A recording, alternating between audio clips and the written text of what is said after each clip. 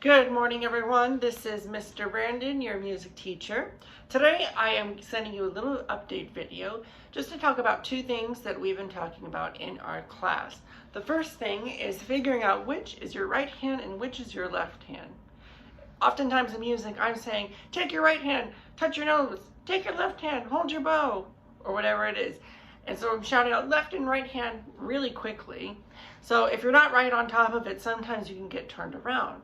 So here's an easy way to find your right and left hand. First of all, if you're right-handed, a lot of people, I would say maybe 90% of people are right-handed, which means that you write with your right hand.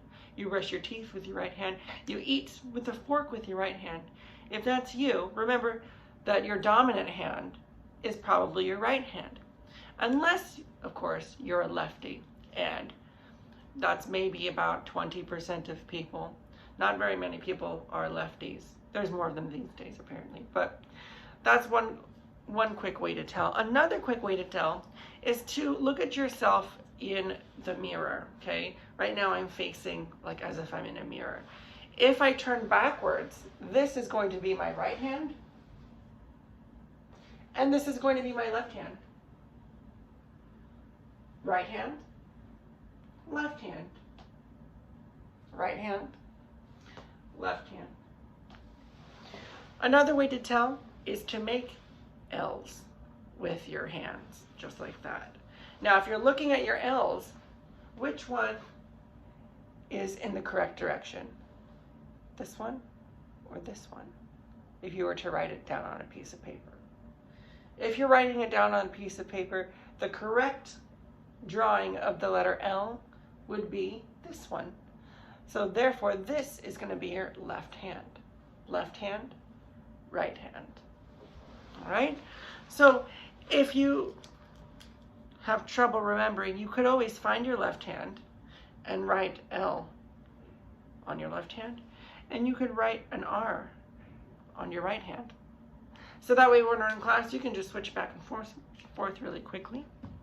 Second thing we're going to talk about today is putting a sponge on your violin. Now, most of you should have a sponge, because I made sure to go through all of our cases at the beginning of the year, and a rubber band. So the way the rubber band works is, if you don't have a rubber band, take note of this. You're going to put the rubber band on one of these corners. It doesn't matter which one, either this one or this one, like that. And what you're going to do is you're going to draw it all the way across to the other side of your chin rest. Okay? Therefore, now you have a little rubber band going across your violin. And the same thing on the back, just like that.